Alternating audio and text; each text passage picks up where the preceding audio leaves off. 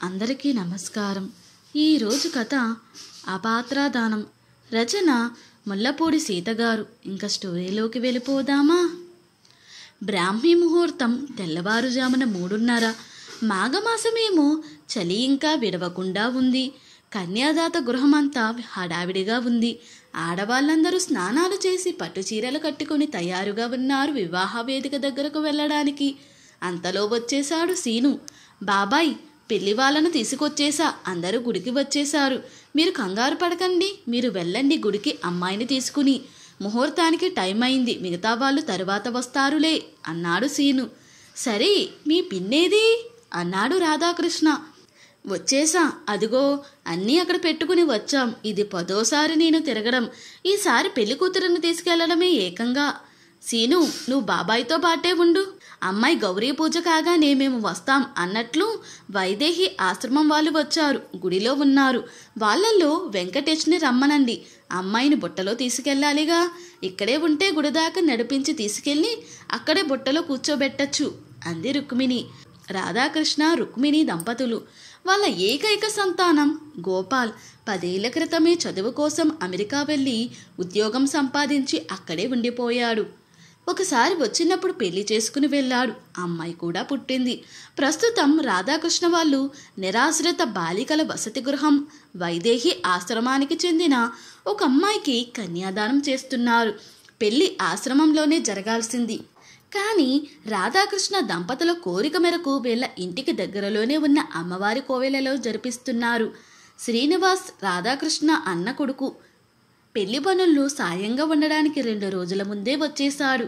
పెళ్లి కూతురు సువర్ణతో ఎవరికీ పెద్దగా పరిచయం లేదు. పెళ్లి బట్టలు కొనడానికి వెళ్లడం తరువాత పెళ్లికి ముందు రుక్మిణి వాళ్ళ ఇంటికి రావడమే. రుక్మిణి పెళ్లి కూతురిని వెంటబెట్టుకుని ఫేషియల్ కోసం బ్యూటీ పార్లర్కి తీసుకెళ్లి అలాగే గాజులు ఇంకా కావలసిన వస్తువులు కొనిచ్చింది. అమ్మాయి చామంచాయ, చక్కని కనుముక్కు తీరుతో అమాయకంగా పొందికగా ఉంది. చూడగానే ఎవరికైనా సదాభిప్రాయమే కలుగుతుంది. సువర్ణకు ఆశ్రమం వాళ్ళే సంబంధం కుదిర్చారు. పెళ్లి వాళ్ళు కూడా బ్రాహ్మణులే. అమ్మాయి కులగోత్రాలతో పని లేకుండా వాళ్ళు ఇష్టపడ్డారు. అన్ని కలవడంతో రాధాకృష్ణకి పెళ్లి చేయడానికి అభ్యంతరం లేకపోయింది. తమ ఇంట్లో జరుగుతున్న శుభకార్యం కాబట్టి తన కుటుంబ సభ్యులను కూడా ఆహ్వానించారు రాధాకృష్ణ దంపతులు. రాధాకృష్ణ మాతృమూర్తి రాధమ్మ గారు కొడుకుకి కన్యాదాన ఫలం దక్కుతున్నందుకు చాలా సంతోషించారు. ఎవరూ లేని అమ్మాయికి పెళ్లి చేయడం, దేవుడి కళ్యాణం చేయడం కన్నా గొప్ప పని. మంచి పని చేస్తున్నావురా. అందరికీ ఆడపిల్లలున్నారు. నీకెలా కన్యాదాన ఫలమని దిగులు పడేదాన్ని. నా దిగులు ఆ 7 కొండల వాడే తీర్చాడు అంటూ తన సంతోషాన్ని వ్యక్తం చేసింది ఆవిడ. గోపాల్ కూడా వస్తే బాగుండేదిరా. ఏం, వాడొక్కడూ రాకూడదా? ఇంటికి పెద్దవాడు, తండ్రి తర్వాత తండ్రి అంతటవాడు. వాడికి మాత్రం బాధ్యత ఉండద్దు? నువ్వైనా చెప్పాల్సింది రుక్మిణి అన్నది రాధమ్మ అమెరికాలో ఉన్న మనమడి గురించి కోడలితో. ఈ రోజులలో చెప్పడాలు వినడాలు లేవత్తయ్యగారు. ఎవరి పనులు వాళ్ళవి. ఇక్కడెక్కడైనా ఉంటే టైంకి వచ్చేవాడేమో. దూరభారమాయి మనం అనుకోవడానికి లేదు. మనం కూడా అనుకుని వారం కాకపోయి టైమేది? అసలు వీడు రావాలనుకున్నా ఆ పౌడర్ పిల్ల రాణిస్తుందా? దానికి వండి పెట్టద్దు వీడు. గౌరీ పూజ చేస్తున్న పెళ్లి కూతురు సువర్ణ వింటుందన్నట్లు సైగ చేసి అత్తగారిని వారించింది రుక్మిణి. పిన్ని, పెళ్లి కూతురిని తీసుకుని రమ్మంటున్నారు. తెరసెల్లా గంపలోనే ఉండి విడిగా తీసి పెట్టుకోండి అంటూ వచ్చాడు శ్రీను.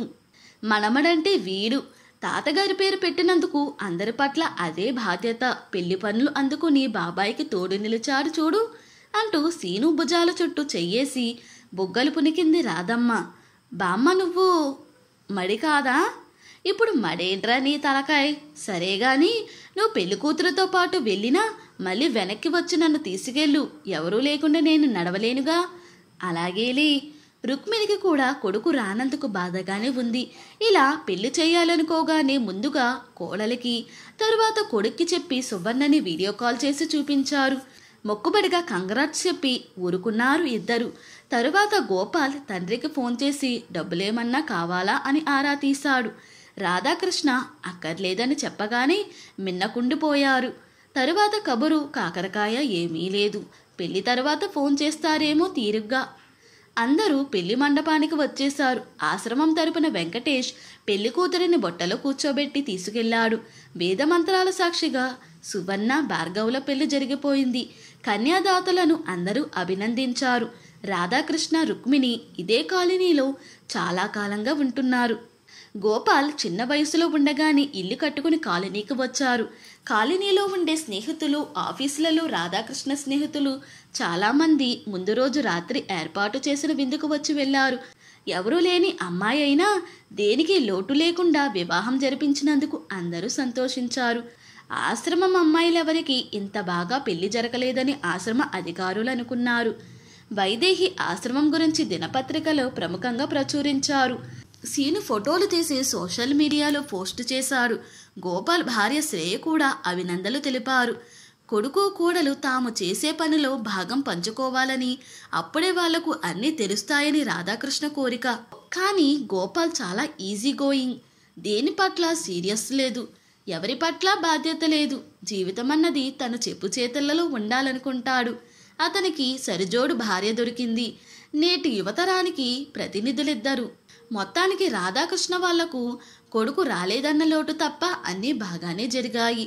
సువర్ణ కూడా గోపాల్ గురించి ఇంట్లో మాట్లాడుకునే మాటలు వింటూనే ఉంది. ఎప్పుడన్నా కనపడకపోతాడా అని అనుకుంది. తను తల్లిదండ్రులు లేక ఆశ్రమం నీడలో పెరిగింది. తన వివాహానికి అయ్యే ఖర్చు భరించడమే కాక సొంత కూతురిలా ఆదరించిన రాధాకృష్ణ దంపతులకు తను ఎంతో రుణపడి ఉంది. తన వైవాహిక జీవితం ఎలా ఉన్నా వీళ్ళను మాత్రం వదులుకోకూడదు అనుకుంది. అప్పగింతలు ముగిశాయి. పెళ్లి కూతురితో సహా అందరూ పెళ్లి కొడుకు ఇంటికి బయలుదేరారు. 2 రోజుల తరువాత వాళ్ళ ఇంటిలో జరిగే సత్యనారాయణ వ్రతానికి రాధాకృష్ణ దంపతులు వైదేహి ఆశ్రమానికి చెందిన వెంకటేష్ హాజరవుదామని నిర్ణయించుకున్నారు. పెళ్లి వాళ్ళ వాహనం కనుమరుగయ్యే వరకు చూసి ఇంట్లోకి వచ్చారు అందరూ. రుక్మిణి బాగా అలసిపోయింది పెళ్లి పనులతో. తోడికోడలు ఉమను తోడుగా ఉండమంది. సీనుకు ఆఫీస్ ఉండడంతో వెళ్ళిపోయాడు. తోడికోడలిద్దరు అత్తగారు పెళ్లి కబుర్లు చెప్పుకుంటూ భోజనాలు చేశారు. అన్నీ అనుకున్న విధంగా జరగడంతో రాధాకృష్ణ సంతోషించాడు. ఏమండి, సువర్ణ వాళ్ళ ఇంటికి వ్రతానికి వెళ్ళాము కదా, మీకెలా అనిపించింది అని అడిగింది రుక్మిణి భర్తను. ఆ పెళ్లి కొడుకు ముద్దు మొహంలా ఉన్నాడేమిటో, ఒక మాట లేదు పలుకు లేదు. ఈ అమ్మాయి చూస్తే అమాయకురాలిలా ఉంది. పిల్లవాడి తల్లి, అమ్మమ్మ, తాత బానే ఉన్నారు. ఆ ఇల్లు తాతదేనట, తండ్రి లేడు. అమ్మమ్మ చాటు మనవడిలా ఉన్నాడు ఈ పెళ్లి కొడుకు అన్నాడు రాధాకృష్ణ. మరి కొత్తగా పెళ్ళైన సువర్ణ జీవితం ఎలా ఉండబోతున్నది అనేది తరువాయి భాగంలో తెలుసుకుందాం. ఇంతటితో ఈ స్టోరీ ముగిసింది. ఈ స్టోరీ కనుక మీకు నచ్చినట్లయితే మరియు నా ఎక్స్ప్లెనేషన్ కనుక మీకు నచ్చినట్లయితే ప్లీజ్ లైక్, షేర్, సబ్స్క్రైబ్.